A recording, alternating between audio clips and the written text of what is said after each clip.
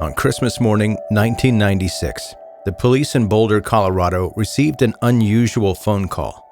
The caller was Patsy Ramsey, and she told them that her daughter, 6-year-old JonBenet, had been kidnapped, and a ransom note had been left in the house.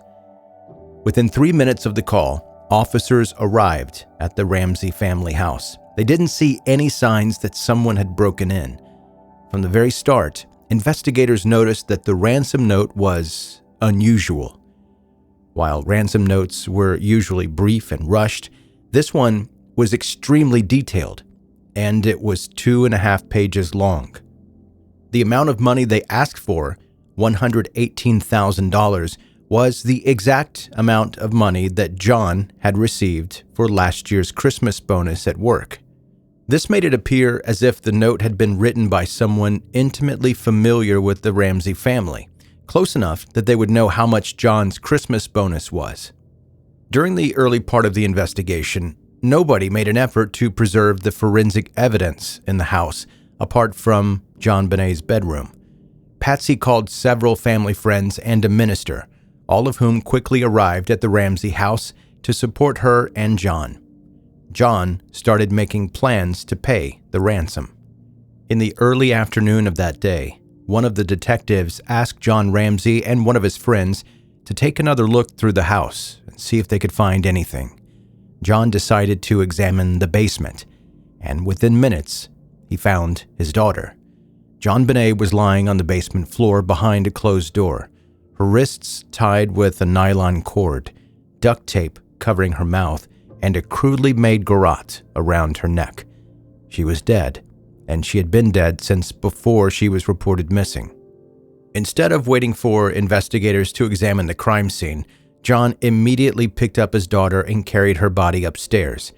Rigor mortis had already set in, and JonBenet's body was frozen in place with her arms stretched above her head. Unable to cradle her in his arms, John held her at arm's length. There had never been a kidnapping. JonBenet had never left the house. In the investigation, police recognized 2 main theories about who could have killed JonBenet Ramsey. The first theory relied on the ransom note being at least partially true. Although JonBenet was never actually kidnapped, an intruder broke into the house and murdered the 6-year-old girl. The evidence for this theory was limited to the ransom note and a partial boot mark left in the basement of the house, which was never matched to any of the Ramseys. One of the detectives working the case theorized that an intruder broke into the house through one of the basement windows, which was broken. However, when searching the house, investigators had noted that the cobwebs on the broken window had not been disturbed, and neither had the dust on the windowsill. It seemed impossible that somebody had managed to squeeze through the window in the dark without touching any of the cobwebs or disturbing any of the dust. JonBenet's autopsy ruled that her cause of death was a combination of a fractured skull and strangulation with the garrote. However, both the injuries had not occurred at once.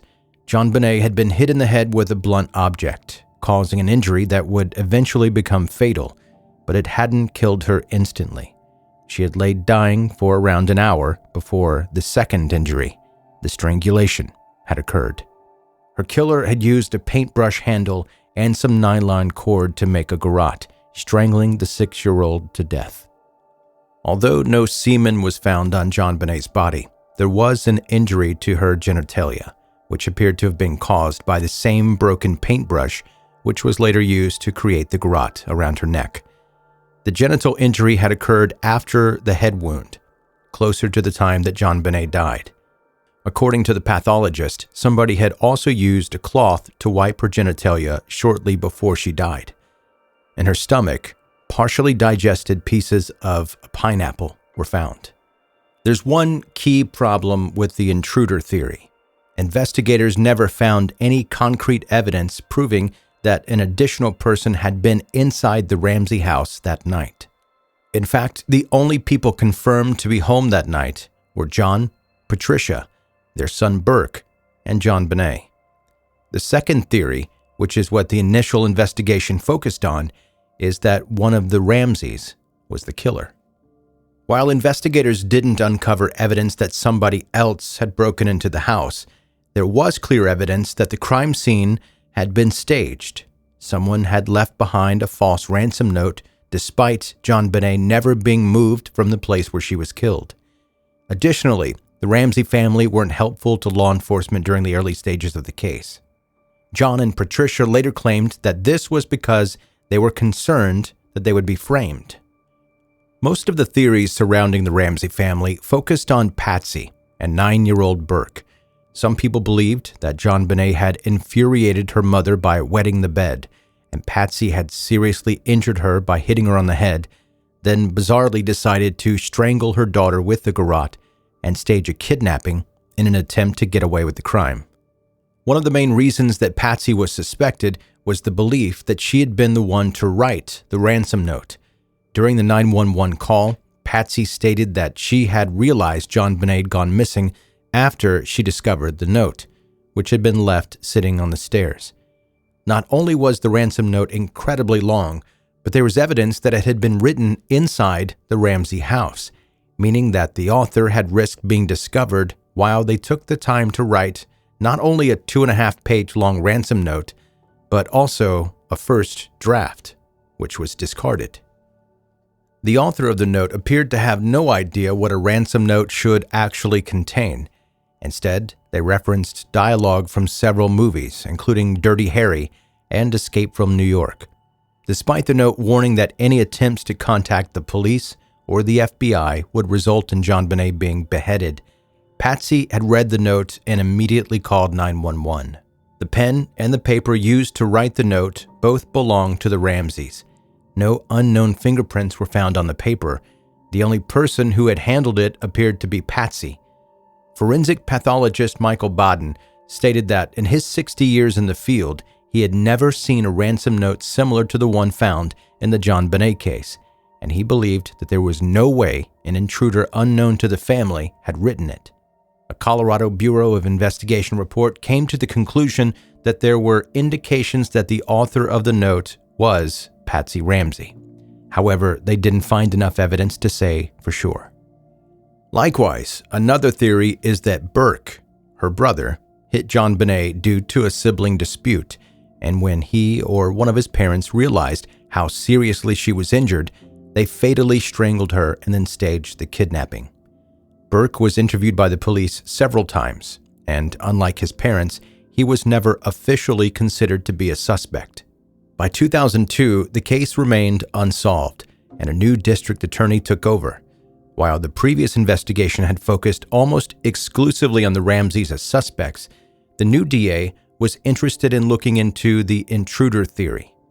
A year later, trace amounts of unknown male DNA were found on swabs taken from JonBenet's clothing. Investigations carried out numerous DNA tests trying to find somebody who matched. Despite a long list of potential suspects, they never found a match. In 2008, the DA sent a letter to the family apologizing for the suspicion and claiming that they were now completely cleared as suspects. By this time, Patsy Ramsey had been dead for 2 years. She died of cancer at the age of 49. However, not everyone agreed with the decision to clear the Ramseys. The following year, the Boulder police force reclaimed the case and opened the investigation again. It has remained open ever since. In 2016, a show titled The Case of JonBenet Ramsey was released on CBS.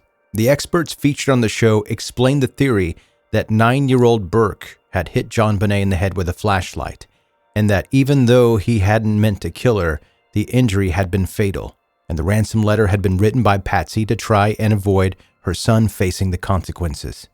Burke then filed several defamation lawsuits in response to the show's claims, which were settled in January 2019.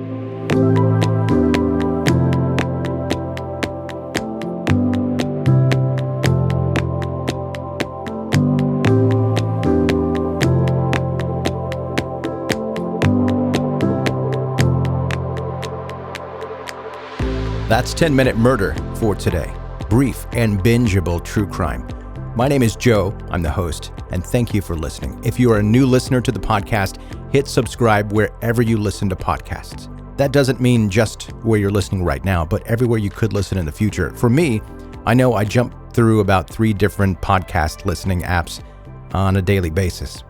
And I've got the podcast that I most listen to, subscribe to on all of those, so that anyone I'm listening to at that particular moment, I can access that podcast. I know that sounds like a weird way to do things, but I found it's the most convenient way to keep up with what I'm listening to.